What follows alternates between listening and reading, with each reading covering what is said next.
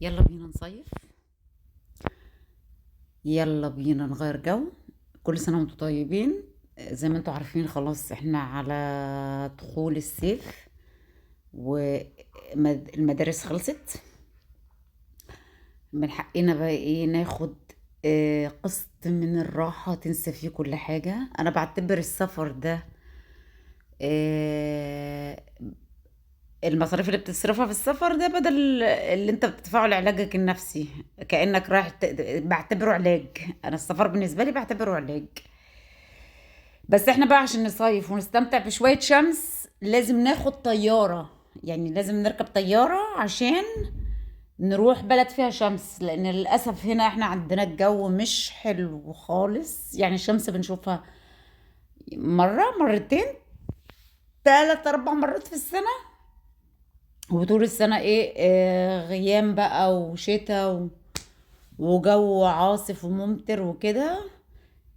هنا انا ايه في الطيارة زي ما شايفين انتوا كده متقريفة.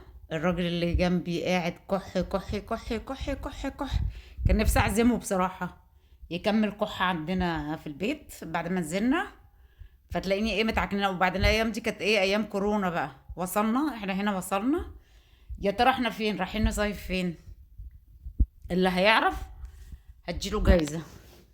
طبعا انا هقول لكم احنا فين. هو المصيف بتاعي المفضل اللي انا بحبه وبحب اللي بيحبه.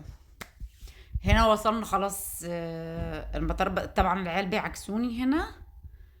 مش عاجبهم ان انا قاعده بسجل اللحظات الجميله دي. انا بحب اسجل كل لحظه. ودي نصيحه يا جماعه مني، تصوروا على قد ما تقدروا بكره تعرفوا ليه. طبعا اول يوم وصلنا انا مفيش حيل اطبخ، مش قادره اعمل حاجه. فبنضطر ننزل ايه على اقرب مطعم لينا. والبلد اللي احنا رايحينها دي بقى ايه مشهوره بايه بالاسماك. الاسماك الطازه بقى.